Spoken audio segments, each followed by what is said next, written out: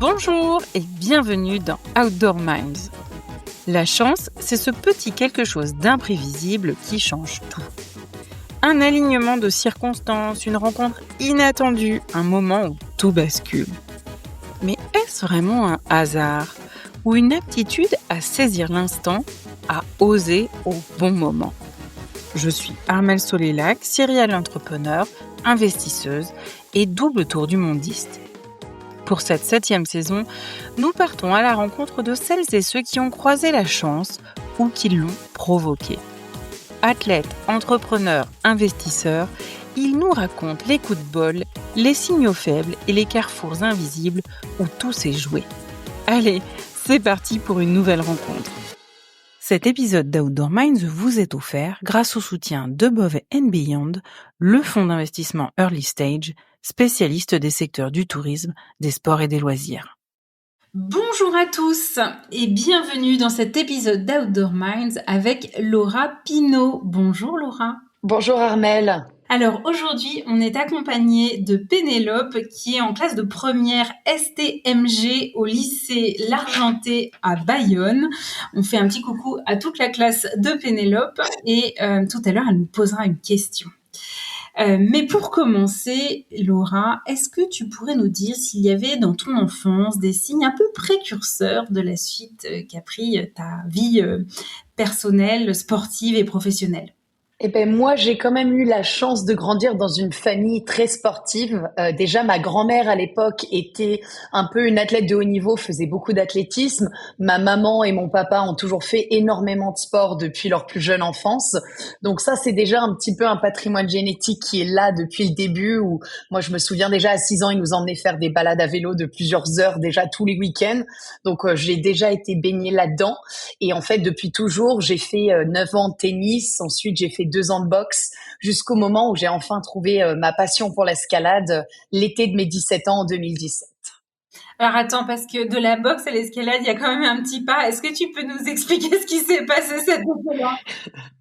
Eh ben en fait, pour tout te dire, j'ai fait 7 ans de tennis un petit peu pour plaire à papa, je pense à plein de niveaux. Un sport qui quand même m'a créé beaucoup de blessures aux chevilles, au dos. J'avais quand même beaucoup de soucis de santé à cause du tennis parce que c'est quand même un sport vachement asymétrique, surtout quand on est jeune et adolescente et que le corps change au fur et à mesure des années.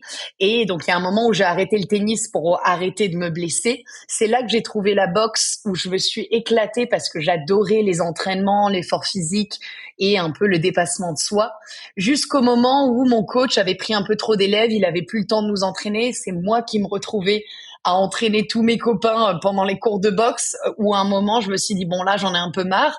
Et c'est à cet été-là, un petit peu de transition en 2017, où j'ai rencontré un grimpeur dans la grotte de Saint-Père à Toulon, où, en fait, on grimpe au-dessus de l'eau, entre 2 et 10 mètres à peu près.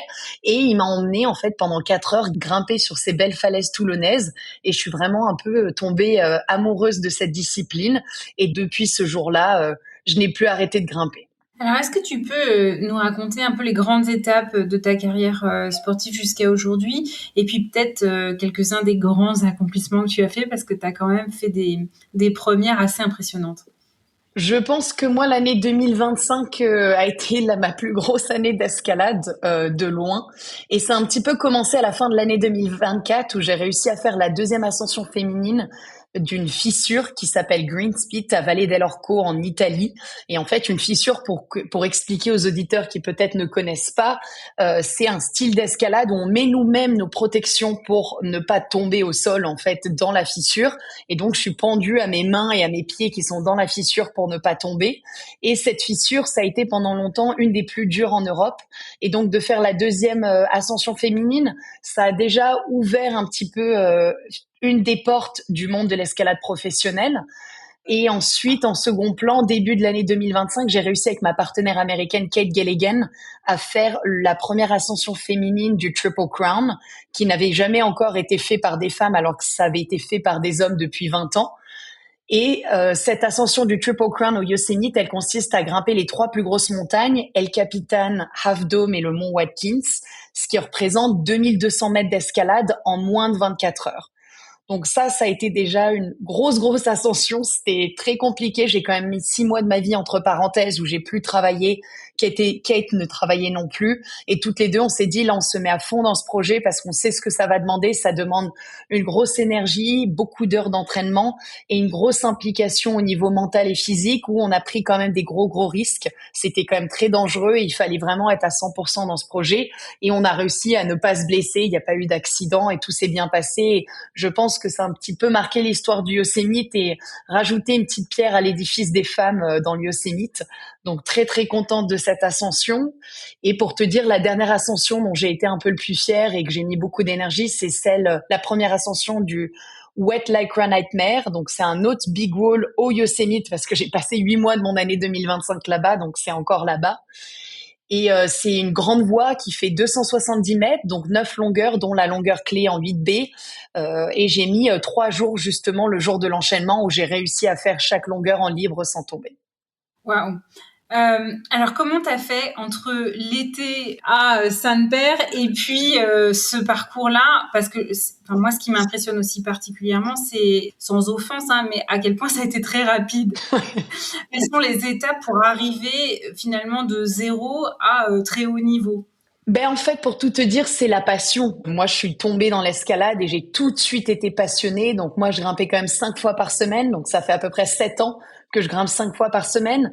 J'ai toujours réussi à bien écouter mon corps de manière générale et à pas trop me blesser.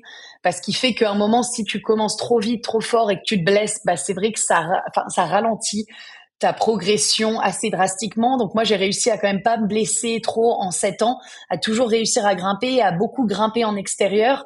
Et en fait, l'expérience et les journées en extérieur font que tu progresses très rapidement. Et il y a aussi quelque chose où l'escalade en fissure et l'escalade traditionnelle, il y a de manière générale très peu de femmes qui en font. Donc ça, c'est quand même quelque chose qui me démarque un petit peu des autres femmes en général. Mais moi, justement, j'ai envie de casser ces stéréotypes de l'escalade traditionnelle, de montrer aux femmes que tous les mecs qui en font, nous aussi, on peut le faire et qu'il n'y a pas de raison qu'on puisse pas réussir. Il faut juste avoir la bonne personne pour nous enseigner l'escalade en fissure parce qu'il y a quand même toute une dimension de matériel, de bien connaître son matériel pour placer en fissure, bien connaître le rocher. Et je pense que si on veut aller trop vite, trop rapidement dans cette discipline, eh ben ça peut faire peur en fait et ça peut dégoûter de cette discipline alors que c'est une discipline qui est géniale et on peut vraiment s'éclater. Et c'est un peu moi ce que j'ai envie de changer. J'ai envie de changer les stéréotypes autour de l'escalade en fissure et de montrer qu'on peut s'éclater et qu'avec de la technique et un bon mentor, ça peut très bien se passer. Si tu regardes ton parcours sportif, personnel, est-ce qu'il y a un moment où tu t'es dit, waouh, là j'ai eu de la chance? Il y a un moment, moi, qui quand même me reste à l'esprit de manière générale. C'est le moment en 2023 où j'ai été contactée par l'émission de Ninja Warrior en France. Ils m'ont contacté sur mon Instagram et m'ont dit, on est intéressé par ton profil, tu fais beaucoup d'escalade, on cherche de nouvelles têtes pour notre nouvelle émission. Du coup, je suis allée faire les tests physiques à Paris. Et en fait, de là, le seul souci, c'est qu'en fait, ils nous disent que 15 jours avant l'émission si on a été sélectionné ou non. Donc là, mentalement très compliqué. Moi, étant sportif, je me suis dit, je passe les 3 prochains mois à m'entraîner. Il n'y a pas de raison qu'ils me sélectionnent pas. C'est sûr qu'ils vont me sélectionner. Et en fait, je m'entraîne comme une folle pendant 3 mois. Je mets un peu mon escalade de côté. Je fais quand même à chaque fois presque 1 heure et demie de route pour aller m'entraîner à Nice, dans une salle de Ninja Warrior, pour à chaque fois revenir. Donc, je fais beaucoup d'allers-retours juste pour ça. Et en fait, 15 jours avant, tous mes amis se font sélectionner avec qui je me suis entraînée, sauf moi. Pas d'appel, pas de réponse. Même pas une réponse de vous n'avez pas été sélectionné, rien. Et donc là, quand même, petit coup au mental. Donc sur le moment, je me dis, c'est pas ma voix, je le prends assez bien. Et en fait, en allant voir mes amis à Cannes, j'ai eu un petit moment quand même de down parce que j'ai réalisé à quel point les obstacles étaient faciles. Et j'ai réalisé que devant moi, il y avait des centaines de candidats qui n'avaient jamais mis les pieds dans une salle Ninja Warrior et qui n'arrivaient même pas à tenir à une corde et qui tombaient tous dans la piscine au premier obstacle. Et là, ça m'a mis un petit peu hors de moi en sachant que j'avais passé 3 mois à m'entraîner pour faire ça et que j'ai même pas eu la chance d'y aller et d'essayer et au pire de tomber dans la première piscine aussi parce qu'après, c'est une épreuve comme tout, ça peut arriver. Et en fait, une fois que ce moment est passé, j'avais organisé un voyage au Yosemite une semaine après. Et c'est un moment, moi, au Yosemite, pendant un mois où j'ai vécu le plus beau mois de ma vie. Et ça a vraiment changé la trajectoire de ma vie et où je me suis vraiment rendu compte que le big wall, l'aventure verticale, dormir sur les parois, c'est ça que je voulais faire dans ma vie et c'est ça ce pourquoi j'étais faite.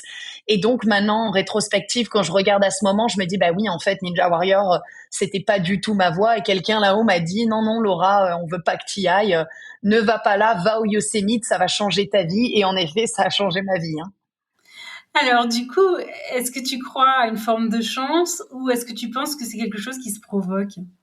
Ah ben je crois qu'il y a un petit peu des deux côtés. Déjà, je pense que le contexte de la famille dans laquelle on est né, le pays dans lequel on est né, ça fait déjà un contexte. Enfin, moi qui ai beaucoup voyagé, je me suis rendu compte on n'a pas la même chance en fonction du pays où on a grandi, notamment en étant femme, en fonction des pays où on a grandi. Donc moi je me rends compte que j'ai une grande chance d'avoir grandi en France, d'avoir la famille que j'ai eue qui me soutiennent dans tous mes projets, qui me disent bon bah ton projet est fou, t'es sûrement folle, mais vas-y à fond, donne tout, et si jamais tu rates, eh ben tu rates, c'est pas grave, tu iras autre part. Donc ça, pour moi, c'est une grande chance. Mais il y a un moment, je crois aussi que la chance, il faut la provoquer et qu'on est tous un peu maîtres de son destin. Et moi, quand je veux un truc, notamment là sur la production de mon prochain film qui va sortir, mais j'ai toqué à 100 portes avant qu'on m'en ouvre une. Je l'ai vraiment provoqué, la chance. Je veux dire, j'ai pas attendu qu'un sponsor vienne toquer à ma porte une fois que j'avais fait Green Spit, parce que aucun sponsor n'est venu toquer à ma porte. C'est moi qui suis allée toquer à la leur. Donc, je pense qu'à un moment, la chance, si on veut vraiment quelque chose, faut vraiment se battre pour l'avoir et surtout ne pas avoir peur du non. Et moi, bon, c'est une de mes grandes chances. En fait, j'ai été commerciale après mes études pendant 3 ans pour une start-up américaine. Donc, moi, le nom, j'en ai pris des noms, des centaines et des centaines. Et il faut attendre ce seul oui qui peut-être va tout changer. Et je pense que voilà, moi, s'il y a un message que j'aimerais faire passer, c'est n'ayez pas peur du non, allez-y, toquez aux portes. Et il y a un moment, la bonne porte s'ouvrira. Et alors justement, quelle place tu laisses dans ta vie à l'intuition? Vu de l'extérieur, on peut penser que toute cette activité est très contrôlée, très réfléchie. Si parmi nos auditeurs, certains ont pu regarder le documentaire de Jimmy Chin et sa compagne Alex Honnold, tu vois que tout est vraiment maîtrisé du début jusqu'à la fin et qu'il y a des années de préparation derrière. Mais toi, est-ce que au contraire, tu laisses plus de place à l'intuition, à des synchronicités dans tes choix? Totalement. Moi, je pense de manière générale, depuis toujours, j'ai une assez bonne intuition pour choisir les gens avec qui je travaille. Et quand je travaille avec des personnes, j'arrive vraiment à voir leur potentiel et leur potentiel futur aussi. Et du coup, j'essaie vraiment de m'entourer de personnes dynamiques qui ont de l'ambition, qui ont envie de travailler. Et je pense que quand on est entouré d'une équipe comme j'ai actuellement, je pense qu'on peut aller très loin. Et du coup, ça, c'est vraiment quelque chose dans ma vie où j'essaie de bien m'entourer et de m'entourer de personnes, voilà, qui m'inspirent dans leur métier à eux. Moi, j'ai un peu une spécificité, je suis assez commerciale, j'aime faire des projets assez incroyables et voilà, je m'entoure de vidéastes, de photographes. J'ai une agente, Marine Thévenet, qui est juste incroyable, qu'on mentionnera un peu plus tard, mais le fait de travailler avec toutes ces personnes, ça fait déjà de une que ça me permet de travailler en équipe. En fait, moi, je suis pas du tout quelqu'un qui aime travailler seul et c'est pour ça que j'ai pas mal de projets de films, de contenu, des projets plus créatifs parce que ça me permet de travailler avec une équipe, de travailler avec des graphic designers, et des personnes qui font de la colorimétrie, avec des réalisateurs différents. Et ça, c'est vraiment une partie du métier de grimpeuse professionnelle qui me passionne à côté. Donc oui, je suis athlète, mais je suis aussi très entrepreneuse à côté et j'adore mon équipe actuellement et je pense que tous ensemble, on va aller très loin. Est-ce qu'il y a un moment dans ta vie où tu t'es sentie au bon endroit, au bon moment que tu pourrais nous raconter? Bah, je pense aujourd'hui, c'est la meilleure manière de le dire et notamment là le week-end dernier, j'ai été choisie comme ambassadrice au salon de l'escalade, qui a été une super belle opportunité pour moi et en fait ça a été vraiment un beau moment où je me suis dit ouais, je suis tellement au bon endroit, notamment avec les conférences que j'ai pu faire avec les vidéastes avec qui j'ai travaillé durant les 2 dernières années, mais toutes les personnes que j'ai pu rencontrer, que ce soit des sponsors, que ce soit des gérants de salles d'escalade, que ce soit des écrivains qui ont des éditions de livres de grimpe. Ça a été vraiment des échanges magnifiques et de rencontrer d'autres grimpeurs professionnels que j'avais jamais vus encore en vrai, que j'ai pu rencontrer. Et je me suis dit, waouh, mais je suis tellement au bon endroit à ce moment-là. Et je me suis dit, mais Laura, là, t'es dans la bonne voie. Surtout, ne change pas de direction maintenant parce qu'on est au bon endroit. Est-ce qu'il t'est éventuellement arrivé soit de rater ta chance, soit de faire une grosse erreur? Et ce qui est le plus important finalement, avec le recul, comment est-ce que tu interprètes ça ou qu'est-ce que tu en retiens? Alors, j'ai pas forcément d'anecdote où je pense que j'ai raté ma chance. Bah, il y a un peu cette anecdote dont on a déjà parlé du Ninja Warrior, mais en fait, je pense que la vie en a décidé autrement et m'a envoyé un message assez clair que c'était pas le bon endroit pour moi. Mais j'ai fait tellement d'erreurs dans ma vie et notamment, je pense, au niveau humain ou des fois même dans les relations professionnelles. Bah, je fais des erreurs comme tout le monde. Je suis pas parfaite. Sauf que je suis quelqu'un qui arrive à communiquer, qui arrive à apprendre de ses erreurs. Et quand je fais une erreur, j'essaie de comprendre pourquoi, qu'est-ce qui s'est passé, de m'excuser et surtout voilà de pas la recommettre une deuxième fois. Et je pense que voilà moi j'arrive à entendre les feedbacks et j'ai envie de progresser, d'être meilleure demain. Donc ça c'est important et je sais que voilà j'ai beaucoup à apprendre, j'ai beaucoup à évoluer aussi dans les années à venir et je pense pas que j'ai forcément raté ma chance à un moment clé. Est-ce que tu dirais qu'il y a une personne qui a changé ton parcours ou en tout cas qui l'a fait un peu sortir des rails initialement prévus? Ben là, la personne qui me vient à l'esprit, donc on revient à elle, c'est Marine Thévenet, donc mon athlète manager, mon agente. Je n'ai jamais pensé qu'un jour dans ma vie j'aurais une agente pour ma carrière sportive. Ben, je n'ai jamais pensé qu'un jour je suis athlète professionnelle, même si depuis mes 5 ans j'ai toujours été athlète et je le serai toujours et ça a toujours fait partie de ma vie parce que moi, sans le sport, ma vie n'était pas complète. Et en fait, Marine Thévenet, je l'ai contactée en début d'année dernière car j'essayais de financer ce film qui a pour sujet le Triple Crown parce que quand Kate et moi on s'est lancé dans ce projet, je lui ai dit Kate, on va passer 8 mois de notre vie dedans. Je pense qu'il y a une belle histoire à raconter. Est-ce que tu serais motivée pour en faire un film? Et donc à ce moment-là a commencé le travail intense de trouver des sponsors, trouver les financements.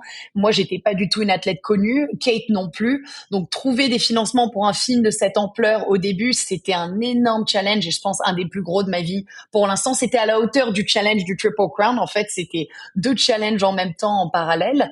Et donc, j'ai contacté Marine en lui disant ah bonjour Marine, je sais que tu es athlète manager, on cherche des sponsors pour ce film. Est-ce que tu as des conseils? Moi, je commence, je sais pas trop à qui demander. Qu'est-ce que tu ferais? Et en fait, on a un peu discuté ensemble. Et là, elle m'a dit bon, moi, j'ai pas trop le temps de prendre une nouvelle athlète, mais je vais regarder ton profil et je vais t'envoyer ce questionnaire. On va voir. Et en fait, elle m'a envoyé un questionnaire. Et après le questionnaire, elle m'a dit bon bah écoute, on va essayer de travailler ensemble. Moi, je vais essayer de vous aider, trouver des sponsors. Et en fait, Marine, dans cette année 2025, ça a été une de mes plus belles rencontres et un de mes piliers qui, je pense, m'a fait gagner des années sur ma carrière d'escalade et m'a aidé à aller au bon endroit, au bon moment et choisir les bons sponsors et les personnes qui pouvaient vraiment m'accompagner parce qu'elle a 20 ans de carrière dans ce milieu. Elle connaît toutes les marques, elle connaît toutes les personnes et on a vraiment des valeurs en commun qui fait que toutes les deux, on avance dans la même direction et on se comprend et c'est très facile de communiquer avec elle. Donc moi, voilà, un de mes piliers, ça a été Marine durant cette année 2025 et j'espère que je vais travailler encore longtemps avec elle. Eh ben, je te le souhaite parce que moi qui suis de l'autre côté du micro, je peux dire que c'est un plaisir de travailler avec elle. J'ai jamais un dossier qui arrive aussi propre et aussi bien fait, et aussi clair et aussi lisible. Donc, merci beaucoup Marine Thévenet. Continue comme ça. On te remercie. Alors, c'est le moment de la question de Pénélope. À toi de jouer Pénélope. La chance peut-elle venir d'un échec? Ah, la chance peut-elle venir d'un échec? Eh ben totalement, hein. Notamment, on en revient à mon anecdote de Ninja Warrior. Au moment même, pour moi, c'était un échec. Je n'ai pas compris pourquoi et c'était très compliqué à digérer. Et en fait, 15 jours plus tard, j'étais dans le Yosemite à faire ma première paroi de 1000 mètres et à dormir sur le mur. Et là, j'ai eu une chance énorme, en fait, de pas avoir fait cette émission et d'être allée au bon endroit dans mon escalade en big wall, en fissure, au Yosemite. Donc, je pense en effet que la chance peut venir d'un échec et je pense qu'en général, dans la vie, on apprend beaucoup plus de ses échecs que de ses réussites. Parce que moi, mes échecs, c'est les moments où je me suis le plus remise en question, que ce soit des échecs perso ou professionnels, hein, les deux, niveau amical, que ce soit avec un partenaire amoureux ou autre. Je pense qu'on se remet beaucoup en question dans ces moments-là et qu'on apprend énormément sur soi-même. Et donc moi, c'est pour ça que ma vie, je sais qu'elle va être remplie de succès et d'échecs et je suis prête à faire face aux deux et à apprendre des deux. Est-ce que tu as eu l'impression parfois que la malchance s'acharnait et comment est-ce que tu as pu gérer ces périodes? J'ai eu un moment un petit peu difficile là pendant l'année Covid. En fait, 3, 4 mois avant le Covid, j'ai eu comme une grosse déchirure et une sciatique à la jambe droite. Et je t'avoue que j'avais à ce moment-là 20 ans, même 19 ans. J'avais encore 19 ans, donc assez encore jeune. Moi, je pensais que j'étais une machine, que rien ne m'arrêterait. On est assez encore insouciante à ce moment-là. Et première blessure où là, ça commence à être difficile pour moi de grimper, donc ça met un peu mon sport en pause. Ma relation amoureuse à ce moment-là n'allait pas très bien, où je me suis séparée aussi. Là, j'avais un peu l'impression que le sort s'acharnait sur moi, en sachant que ça a quand même duré 6-7 mois, cette blessure. Donc, c'était pas une blessure courte, c'était long. J'ai eu des picotements dans la jambe pendant longtemps. Donc, tous les matins, quand on se réveille et qu'on pense déjà à la blessure et qu'on sent les picotements, c'est très, très compliqué. Mais en fait, ça m'a permis d'aller voir une psy à ce moment-là. J'ai fait aussi un gros travail kiné avec une super kiné qui m'a énormément appris sur le corps humain. J'avais aucune notion de comment fonctionnait mon corps. Je ne le savais absolument pas. Et donc, dans ce moment difficile, j'ai vraiment beaucoup, beaucoup appris. Et j'ai notamment, je pense, appris à être un petit peu moins perfectionniste et à me rendre compte que dans la vie, je ne pourrais pas tout faire tout le temps et que des fois, il fallait un petit peu mettre des priorités sur ce que je voulais faire parce que on n'a qu'une journée de 24 heures et on peut faire que certaines choses en 24 heures. Donc, j'ai déjà un petit peu accepté ça, même si je suis toujours en travail là-dessus et j'ai toujours tendance à en mettre un petit peu trop sur mon agenda. C'est toujours quelque chose avec lequel, voilà, je dois être vigilante et faire attention. Mais c'est vrai que cette période, j'avais un peu l'impression que c'était de l'acharnement, mais au final, c'était, je pense, une période où j'ai énormément appris sur moi et ça a été très important. Qu'est-ce qui te fait tenir dans les moments un peu pénibles, plus difficiles? Comment est-ce que tu puises ta motivation ou éventuellement où est-ce que tu puises ta motivation? Eh ben pour te répondre à cette question, je vais prendre l'exemple là de mon film The Queen's Swing que j'ai produit. Ça a été 1 an et demi de boulot intense avec beaucoup de barrières, beaucoup d'obstacles et j'ai eu beaucoup de moments de doute de est-ce que vraiment ça va se réaliser, comment est-ce qu'on va faire ça, qui va vouloir montrer le film. Donc beaucoup de moments de doute pendant cette 1 an et demi. Et en fait, ce qui m'a fait ne pas lâcher dans les moments durs comme ça, c'est de penser à pourquoi je faisais ce film. Et moi, la raison pour laquelle je le fais, c'est pour inspirer les femmes dans le monde entier à se lancer dans des projets qui peut-être paraissent trop grands, mais dont elles sont vraiment capables de faire. Et donc voilà, dans les moments difficiles, je me disais non mais là, j'en peux plus, ça devient trop compliqué, je comprends pas, ça marche pas. Et ben moi, je pense à toutes ces femmes et c'est ça qui me redonne de l'énergie et c'est ça qui me permet de terminer un peu les phases difficiles. Et je pense que voilà, si on se souvient de pourquoi on s'est lancé dans ces projets et de pour qui on le fait et de pourquoi, eh ben je pense que ça peut donner beaucoup d'énergie dans ces moments difficiles. Et les femmes te remercient. Eh ben, avec plaisir. Quel est le meilleur conseil qu'on t'ait donné? Moi, un jour, j'ai rencontré un ostéopathe qui m'a donné un super conseil. Il m'a dit à un moment, Laura, des fois, on a un chemin A et un chemin B. Eh ben, il faut que tu choisisses le chemin qui te donne le plus envie. Mais alors, quand tu y vas, vas-y vraiment, vas-y à 100%. Et si tu dois te tromper, ben, trompe-toi à 100%, mais vas-y vraiment, quoi. N'y va pas à tâtons, en voyant un peu ce qui se passe. Non, vas-y à 100%, donne tout ce que t'as. Et si tu te trompes, c'est pas grave, tu apprendras de cette erreur et la prochaine fois, tu la referas pas. Et moi, j'ai trouvé que c'était vraiment un super conseil et je vis un peu comme ça tous les jours en me disant, moi, je vais à fond dans mes projets. Si ça marche, génial. Si jamais ça marche pas, bon, bah, c'était pas pour moi et la prochaine fois, on fera quelque chose de différent. Et toi, quel conseil est-ce que tu donnerais à quelqu'un qui attend un peu le bon moment, le coup de chance pour se lancer dans une aventure, qu'elle soit sportive, professionnelle, peu importe? Moi, je pense qu'il faut arrêter d'attendre. Il faut juste se jeter dans le projet, qu'il soit perso ou pro. Et je pense qu'à un moment, il faut y aller parce que quand on a un projet qui fait peur, c'est sûrement que c'est un projet à hauteur de ses ambitions et c'est normal qu'il fasse peur. Et de toute façon, on sait que les projets, ça prend des mois, voire des années à se réaliser. Donc, au plus tôt on commence, au plus tôt on risque d'y arriver. Donc voilà, faut se lancer les 2 pieds dedans. On y va à fond et on voit ce qui se passe. Et comment est-ce que tu vois le futur pour le sport dans les 10 prochaines années? Ben moi, je pense que l'avenir de l'escalade, il y a un très bel avenir, surtout sur du rocher assez solide. Après, je suis pas très intéressée par l'alpinisme et notamment, je pense, avec le réchauffement climatique et autres, il y a de plus en plus d'accidents en montagne et autres. De toute façon, moi, le froid, c'est jamais quelque chose qui m'a trop intéressée, ni le mauvais rocher. Donc moi, dans ma pratique de l'escalade sur du rocher qui est béton, sur des parois entre 100 et 500 mètres et du rocher qui tient bien, je pense qu'il y a encore de belles années devant nous avec de beaux progrès, surtout au niveau des femmes qui se lancent de plus en plus dans de grands projets et ça m'inspire beaucoup. Donc moi, je pense qu'il y a un bel avenir dans le monde de l'escalade, mais il faut continuer de se battre à plein de niveaux pour pas revenir en arrière et continuer à faire avancer cette belle discipline. Laura, qu'est-ce que tu sais avec une absolue certitude? Ben moi, je sais que la vie m'emmènera là où je dois aller. Ça, j'en suis certaine et je sais que quand j'ai des obstacles sur ma route, il faut que je prenne un petit temps de réflexion et me dire, ah, là, si j'ai autant d'obstacles, c'est peut-être pas le bon endroit, alors qu'en fait, quand on doit aller à un endroit, généralement, tout est fluide, tout se passe bien, les planètes s'alignent et c'est comme ça qu'on sait qu'on est au bon endroit. Alors normalement, à la fin d'un épisode, je demande toujours un conseil de livre à lire, de docu à regarder, mais là, j'aimerais bien que tu nous parles un peu de ton prochain film. Et avec plaisir. Et ben, du coup, mon prochain film, The Queen's Swing, il sort à Montagne-en-Seine en avril et mai 2026, partout en Europe. Et ça a été un gros projet, voilà, de 2 ans sur les 2 dernières années dans la réalisation. Et ça va vraiment retracer le début de notre amitié avec Kate, de comment on s'est rencontrés et comment on a vraiment créé notre esprit de cordée pour réaliser la première ascension féminine du Triple Crown. Donc le film, oui, il y a de l'escalade dedans, mais il est absolument pas basé sur de l'escalade. Quelqu'un, par exemple, qui n'a jamais grimpé pourra totalement comprendre le film et comprendre à quel point c'était engagé et dangereux ce qu'on a fait. Et c'est vraiment basé sur cette amitié parce que c'est ça qui a fait la différence. Parce que pour tout vous dire, Kate, ça fait des années qu'elle cherchait une partenaire pour le faire. Elle a toujours fait de l'escalade de vitesse et elle avait du mal à trouver une partenaire. Elle trouvait personne. Et moi, un jour dans Yosemite, j'ai entendu qu'elle cherchait une partenaire. Je me suis dit, bah tiens, moi l'escalade de vitesse, j'en ai jamais fait, mais pourquoi pas? Ça a l'air d'être un super projet. Je pense que je suis capable si je m'entraîne pour ça. Et du coup, je l'ai contacté et après un message Instagram, voilà, ça peut lancer une belle amitié comme ça. Donc des fois, voilà, faut toquer aux portes comme moi. J'y suis allée, je lui ai dit, écoute Kate, moi je suis motivée, je pense que je peux même arrêter mon boulot. Si tu me dis que c'est bon pour toi, on y va. Et on a grimpé 1 ou 2 journées ensemble et on a senti qu'il y avait tout de suite une belle amitié et qu'on s'entendait très bien.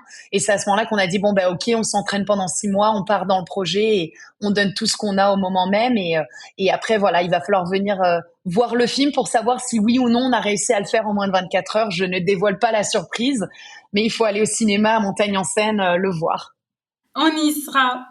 Est-ce que tu peux décrire le reste de ta vie en 5 mots? Alors le reste de ma vie en 5 mots. Alors ça, c'est pas facile. Si je réfléchis bien, moi je dirais aventure, rencontre, famille, très important, amis et voyage. Hein. Eh ben, ça fait bien 5. Merci beaucoup, Laura Pinault. Alors, normalement, on dit que tu es grimpeuse professionnelle ou aventurière verticale, tu nous as dit tout à l'heure. Mais je crois que tu es plutôt une ouvreuse.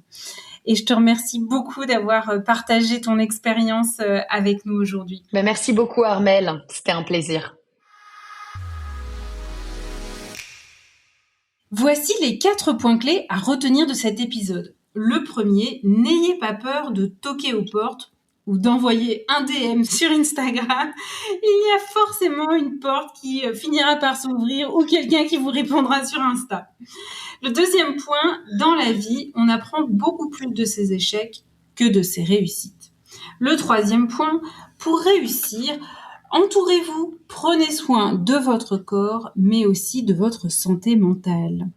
Et enfin, le dernier point, quel que soit le chemin que vous choisissez, allez-y à fond, même si ça implique de vous planter, du moins au début.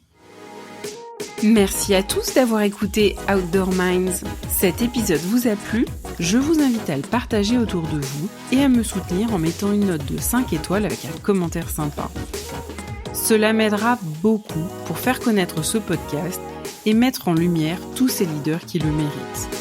Vous voulez découvrir de nouvelles personnalités inspirantes? Alors je vous donne rendez-vous la semaine prochaine. À très vite sur Outdoor Minds.